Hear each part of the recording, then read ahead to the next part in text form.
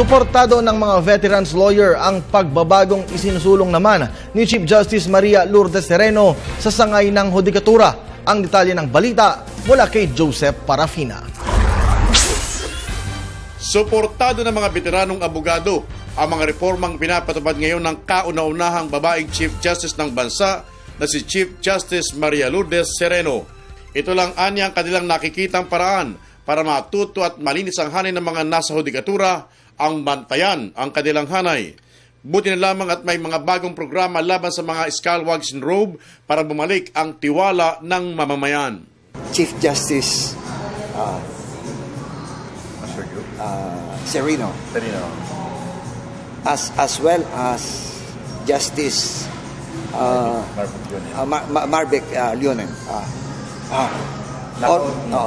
already disseminated ang gusto nila na they go after. At para lalong mas laban dito, binubuo na ngayon ni Camacho ang samahan ng mga nagpa-practice ng mga abogado para suportahan ang kanyang advocacy. Bukod dito, pinalakas din nila ang kanilang tinig sa pagbubulgar ng mga katiwalian at pagpuri naman sa mga nakakagawa ng mga kabutihan sa hudikatura. Ito'y sa pamamagitan ng kanilang mga vlog kung saan naisasiwalat nila ang mga impormasyong dapat malaman ng taong bayan. Dito sa atty.manuelcamacho.wordpress.com, inisa-isa nila ang mga kabutihan at katiwalaan na nagpapahirap sa lipunan na kanilang dapat paglingkuran. My name is already involved dito. My integrity as a lawyer.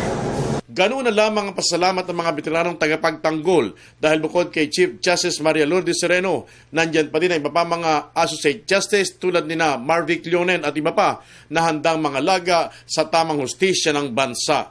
I want to organize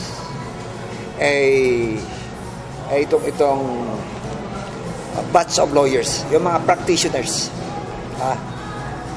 who will join. Para sa Telebisyon ng Bayan, Joseph Parafina.